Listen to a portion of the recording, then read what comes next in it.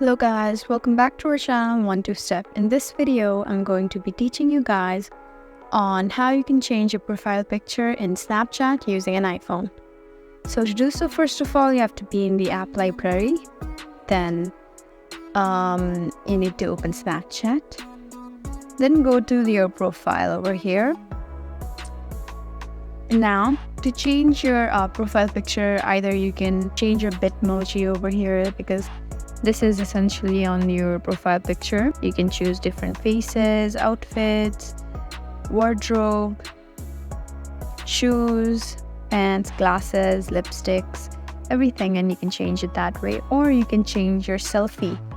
So to do so, tap on your snap code and go to change selfie. And now you can choose different selfies. So either you can choose this angry one.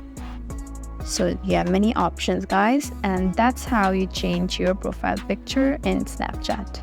If you found this video helpful, please leave a like. And if you want more videos like these, then please comment down below.